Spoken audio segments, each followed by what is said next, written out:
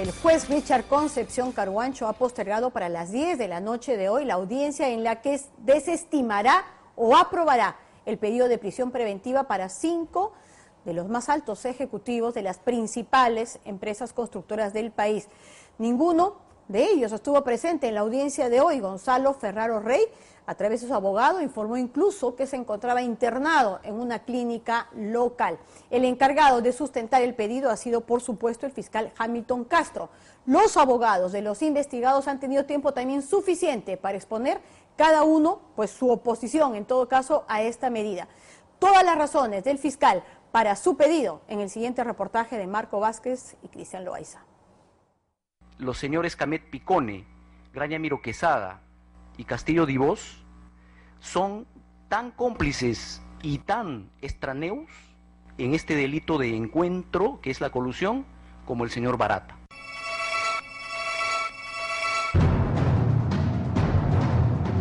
Le llegó la hora a las consorciadas. Los representantes de las empresas asociadas, Graña y Montero, JJ Camet e ICSA, representadas por Graña y Montero, por el señor Graña Miro Quesada, ICSA por el señor Divós y JJ Camet por el señor Camet Picone, fueron comunicados de estas conversaciones por el señor Barata. El escándalo Odebrecht finalmente arrastró penalmente a los hombres más prominentes en la dirección de las empresas de construcción más grandes del Perú.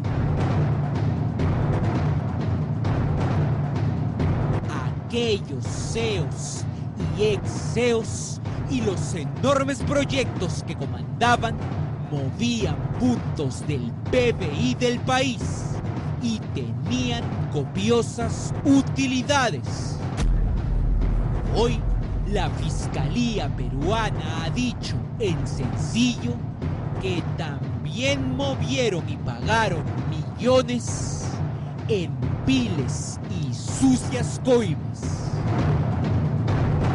Resulta que estos fondos, estos activos que en el año 2011 las empresas asociadas ceden en favor del grupo Odebrecht, proviene de un acto colusorio. Y de este modo, además, pagando coimas, señor, lo subrayo, lo pongo en cursivas y en negritas, ganaron una adjudicación de buena pro, de un proyecto importante. De nada sirvió el prestigio y la trayectoria si se operó en contra del país y de sus ciudadanos. Las demás empresas consorciadas sí tenían conocimiento del acuerdo ilícito. Fueron comunicados de estas conversaciones por el señor Barata. Simoes Barata, Graña Miro Quesada, Castillo Divós y Camet Picone acordaron pagar las comisiones ilícitas a Alejandro Toledo a cambio de ser favorecidos en el proyecto vial. Las coimas millonarias que pidió el inefable Toledo fueron pagadas en las cuentas de Maiman. De eso no hay duda. Hamilton Castro y la ciudadanía parten de una pregunta lógica. Si se pagaron, ¿las pagó solamente Odebrecht? La fiscalía contestó que no. Son tan cómplices y tan extraneos en este delito de encuentro, que es la colusión, como el señor Barata. Tanto el grupo Odebrecht como los asociados que asumieron el costo de las ventajas indebidas son competentes por cada uno de los pagos parciales realizados para Alejandro Toledo. La fiscalía sostuvo que sí sabían, que acordaron, por lo que las cabezas de sus consorciados hoy pasan el peor momento de sus vidas. Uno por uno, ellos son José Graña, ex-CEO de Graña y Montero. Fue un gran error asociarse con Odebrecht, pero de ninguna manera podrán seguir diciendo que nosotros participamos. Ellos actuaron solos. Hernando Graña Acuña. No detectamos ninguna operación offshore. Y Gonzalo Ferraro Rey, los tres primeros de Graña y Montero.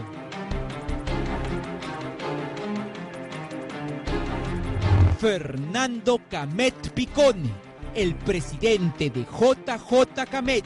Me ilusiona mucho saber que la gente está comprometida. Las obras quedan. Y José Fernando Castillo Divós, presidente de ICSA. ICSA es símbolo de esfuerzo, lucha y dedicación constante. Decimos gracias porque durante medio siglo hemos contribuido a que nuestro país mejore. El juez Concepción Carhuancho decidirá en poco más de una hora si, por esos hechos y por el llamado peligro procesal, los investigados deben pasar el proceso en la cárcel. Asimismo, respecto al peligro de fuga, que no tiene ningún asidero, no está de más señalar que estamos presentando toda la documentación que acredite el arraigo tanto del ingeniero Hernando Graña como del arquitecto José Alejandro Graña Miro Quesada. Y además ponemos a disposición de su despacho su pasaporte. Sea como fuere, la investigación y prisión preventiva a los 5 hombres más importantes de la construcción en el Perú, JJC, marca un hecho sin precedentes, que solo el maremoto del este llamado Lavallato pudo causar en nuestras costas político-económicas sociales. Señor magistrado, para cerrar esta locución debemos referir que solicitamos que un acto de estricta justicia su despacho analice y meritúe tanto la documentación que presentamos y va a poder advertir las serias contradicciones y tergiversaciones que hace la Fiscalía para poder sustentar una apelación de formalización oscura, imprecisa, etcétera, y llega al absurdo de pedir una prisión preventiva sin que se reúnan los requisitos o presupuestos procesales. ¿Qué lleva a estos 5 hombres a este trágico punto? Ahora en Panorama.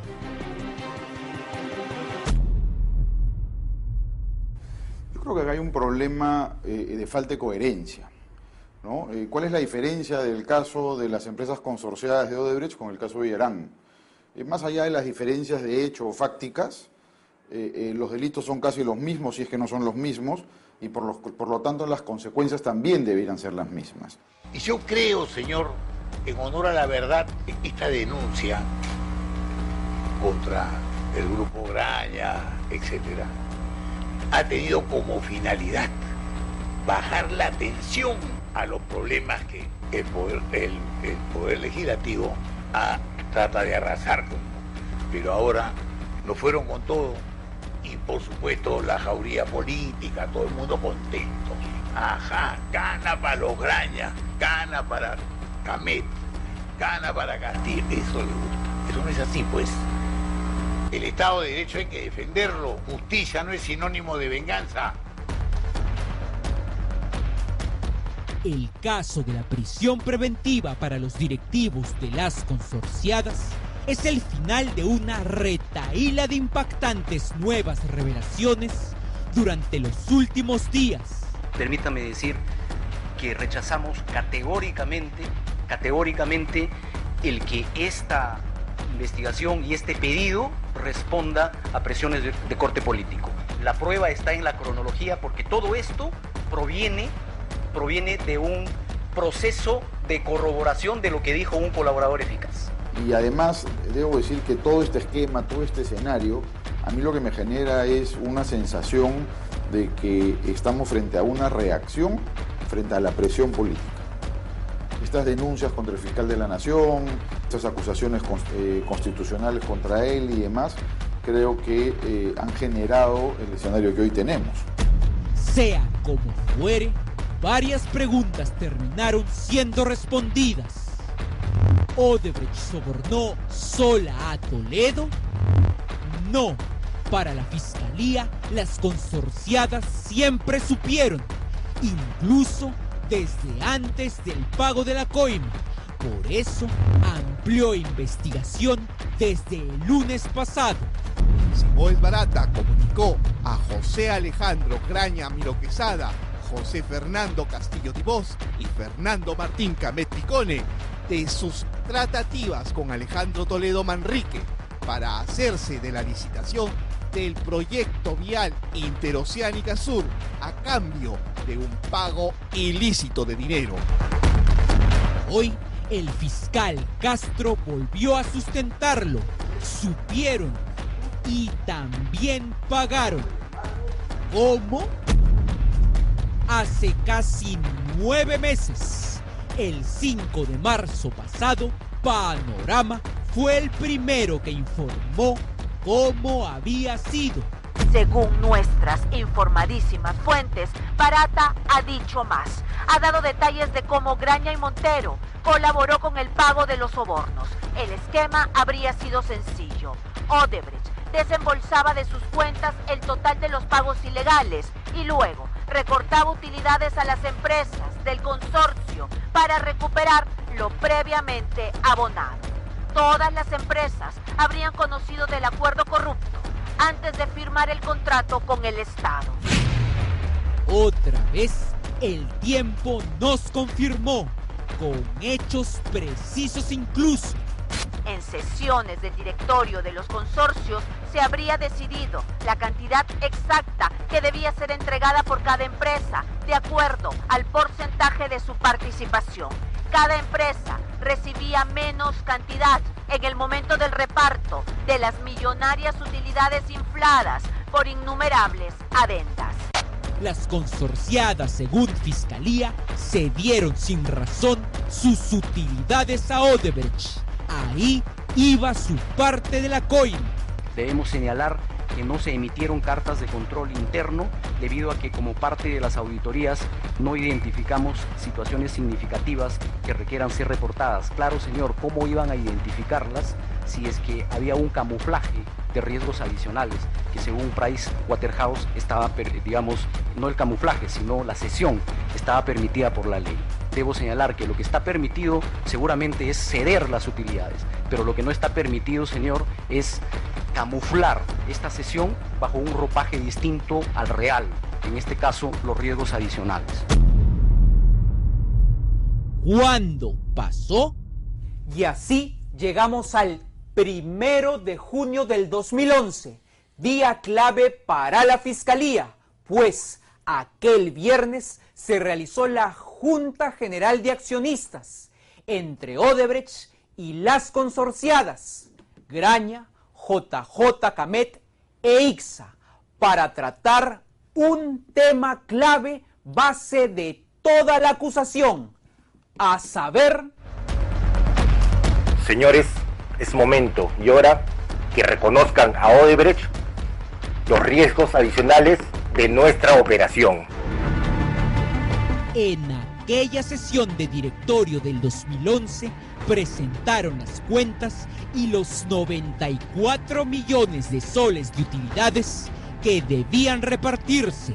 Odebrecht sostuvo que asumió riesgos adicionales en la operación, por lo que de esos 94 millones le tocaría mucho más de lo proporcionalmente correspondiente. Las empresas consorciadas, ahora en problemas, aceptaron. Los riesgos adicionales que sustentaron en las actas de la Junta General de Accionistas la cesión de utilidades por parte de las empresas peruanas a favor del grupo Odebrecht no fueron debidamente provisionadas contablemente como corresponde. Riesgos adicionales es una cuenta o puede ser una subcuenta que han considerado para que en caso de que se presente un imprevisto en una obra en la cual encuentran dificultades por la infraestructura, por cuestiones de que se debe tomar más tiempo para que puedan desarrollar el trabajo, estos riesgos adicionales son los que van a suplir esos gastos operativos. Con 2 peritos. Yo quiero defender este informe pericial.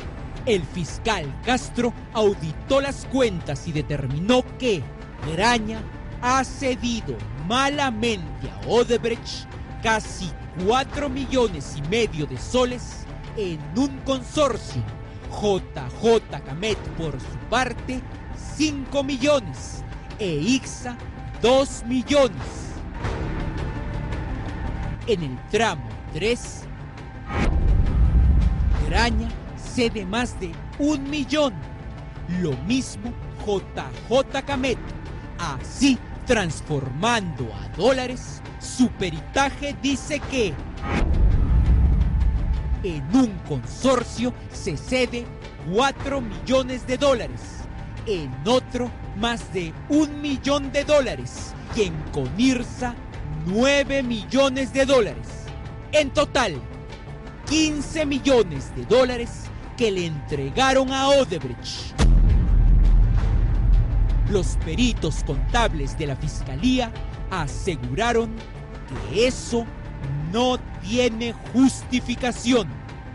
Lo que ha hecho el señor Barata es jugar con el Ministerio Público y ha sorprendido a su perito financiero y contable. No estamos cuestionando la validez de la pericia, sino que esa pericia es sesgada, no ha tomado en cuenta un acta que es clave para explicar el reparto diferenciado de dividendos, el acta del 15 de febrero del año 2011. ¿Por qué? Si tomamos en cuenta solamente el último acta del 1 de junio del 2011, naturalmente vamos a tener una mirada de panorámica de toda la secuencia, la cronológica histórica, de una manera diferente. Y así, este monto es la base de toda la discusión y el probable delito penal. 15.083.805 dólares, o su equivalente, 41 millones de soles, que Barata dice que fue la parte de la coima que tuvieron que pagar las consorciadas, y que las consorciadas y sus abogados hoy dicen que fue un monto natural, parte de una operación financiera que ellos se dieron a Odebrecht por los riesgos adicionales que Odebrecht tomó. No es posible que el líder fee, si fuese algo ilícito, de esa manera se tenga que plasmar en documentos. Por consiguiente, una vez más, estamos frente a operaciones completamente lícitas, legítimas. Los 15 millones de dólares extra fueron traspasados a cuentas de Odebrecht. Serían la parte de la coima a Toledo de las consorciadas. De acuerdo con Castro, si las consorciadas supieron desde antes que había que pagar a Toledo, la plata pagada, por tanto, era también de ellas. Las transferencias realizadas por las estructuras offshore de Odebrecht implicaba en sí mismo un pago realizado por las consorciadas. Los directivos de las consorciadas, antes y hoy, junto a sus abogados, no aceptan nada de nada. Ni nuestra empresa ni nuestros ejecutivos conocieron, gestionaron o realizaron pago alguno, realizado algún tipo de soborno o reembolso. Ni qué supieron, ni qué pagaron. Así quedó claro en la sesión de hoy. Y el representante del líder, el señor Barata, ha dicho que toda esta sesión de utilidades, disculpe el término que voy a usar, pero voy a emular a mi distinguido amigo, todo esto es una ñanga. Todo esto es una ñanga, señor. El mismo líder dice que todo esto es una ñanga. Por lo tanto, señor, aquí el peso de la declaración del colaborador es fundamental para desbaratar todo lo que se ha dicho en esta audiencia. Gran labor la que le espera, además, y ver sobre todo qué es lo que va a decidir, por supuesto, en casi 50 minutos el juez Concepción Carguancho. Aquí hay unas cosas pendientes. Pricewaterhouse no se dio cuenta, según se puede ver de lo que ha presentado, pues de la sesión de utilidades. Según todo indicaría, una sesión de utilidades en la que no hubo jamás, por lo menos que no conste en ese acta de directorio, pues una explicación técnica. Porque si alguien viene y les dice, yo he corrido un riesgo mayor, tienes que sustentarme en qué aspectos es que se dieron esos riesgos mayores, y esa sustentación aparentemente jamás se dio. Y Bueno, acá Hamilton Castro dice porque se dio una figura de camuflaje. No obstante, no se trataba de una auditoría cualquiera, sino de una forense precisamente para detectar lo camuflado. Después de esto, pues Pricewaterhouse no va a quedar precisamente muy bien parado. El reto de Hamilton Castro, como lo han visto en el reportaje, ha sido sustentar un pedido tan extremo como es la privación de la libertad, en el que va a tener que demostrar primero que uno, estaríamos ante un hecho ilícito grave, para empezar, acompañado de un alto índice de certeza respecto a la intervención de los investigados en este supuesto hecho delictivo. Y dos, acreditar peligro de fuga de parte de los acusados. ¿Lo logró? Pues lo sabremos en los próximos minutos, que además, como les hemos comentado, estaremos con una transmisión en vivo a partir de que esta audiencia se reinicie a las 10 de la noche, según el juez Richard Concepción Carhuancho. Ahora sí, nos vamos a